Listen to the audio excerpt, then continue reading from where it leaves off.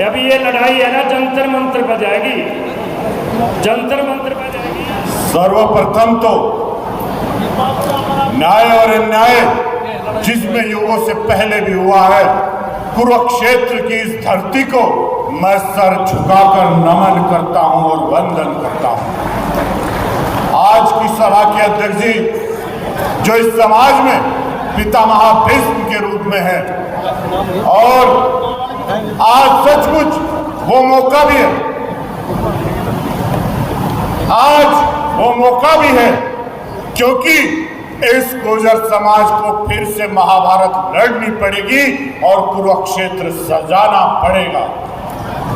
तो आज की सभा के अध्यक्ष हम सब के प्रियोद्धा पितामह भीष्म चौधरी अंतराम तंवर जी और समस्त सम्मानित मंच और मेरे सामने बैठे बुजुर्गवार और नौजवान साथियों, मैं ज्यादा लंबा ना कहते हुए सिर्फ इतना कहना चाहता हूं कि आज गुर्जर समाज एक अभिशाप बनकर रह गया है। सरकारों ने हमें जिस तरह पहले वो किया करते थे, आज भी हमें निशाना बनाने का काम किया जा रहा है। जैसे मेरे पूर्व वक्ताओं ने कहा, पहले गंगा किनारे कुंवर प्रणव सिंह चैंपियन, फिर नंद किशोर और आज धर्म सिंह छोकर, और एक ताजा घटना कि हम राजेश पायलट जी की मूर्ति भी शामली के अंदर नहीं लगा सके, ये हमारा दुर्भाग्य है। अरे हम उन पुरदाओं की औलाद है जिन्होंने इस देश को आजाद किया, इस देश की नींव रखी, और आज हमें सर्वकालीन जो इतिहास देकर गए, क्या आने वाली नस्लों को हम क्या देकर जाएंगे?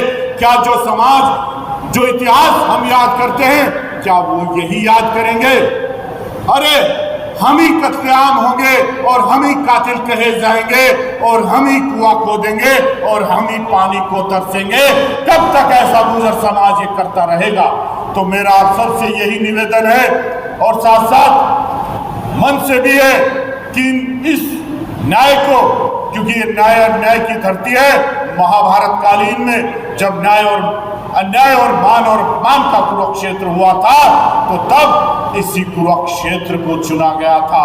तो आज ये न्याय भी कहीं पंचायतों में दब के न रह जाए, इसका रास्ता या तो दिल्ली की तरफ पैदल यात्रा हो, या रेल की पटरियों पर जो गुर्जरों का अधिकार है, जिस पर गुर्जरों ने लड़कर हमेशा अपना न्याय लिया है। तो ऐसी जगह हमें निर्णय लेना चाहिए। मैं चाहूंगा अपने अध्यक्ष जी से कि कोई ऐसा ठोस निर्णय ले कि ये गुर्जर समाज जो हमेशा क्रांति और वीरों और महावीरों का रहा है, फिर एक इतिहास लिखने का काम करे। क्योंकि समय ज्यादा है, सिर्फ एक बात कहकर अपनी बात खत्म करूंगा। मैंने पहले भी कहा था कि विफल शास्त्र के हो जाने पर शस्त्र जगाना पड़ता है और शांति के दूतों को भी युद्ध रचाना पड़ता है, और जब धर्म हो सहमा और अधर्म हो हावी, तब प्रतिज्ञाबद्ध और वचनबद्ध श्री कृष्ण को भी चक्र उठाना पड़ता है। तो वो चक्र उठाने का फिर समय आ गया है। पहले भी उंगलियों से हिसाब हुआ करते थे, और आज भी बड़े बड़े तख्त और सियासत इसी उंगली से बनते हैं। तो इस उंगली का ध्यान रखो और इतिहास बनाने का काम करो। और मैं पहले भी कहा था कि जो भी ये निर्णय लेंगे, मैं अपनी राष्ट्रीय वीर गुर्जर सेना की तरफ से आपसे कदम से कदम साथ है, चाहे कोई भी। लेकिन ये अब पंचायतों का दौर न खत्म होकर एक भयंकर और एक विशाल आंदोलन के रूप में लड़ा जाए, ऐसा निवेदन मैं अपने अध्यक्ष जी से करता हूं, और उनका जो भी फैसला होगा वो हमें मंजूर होगा। जय हिंद, जय गुर्जर समाज।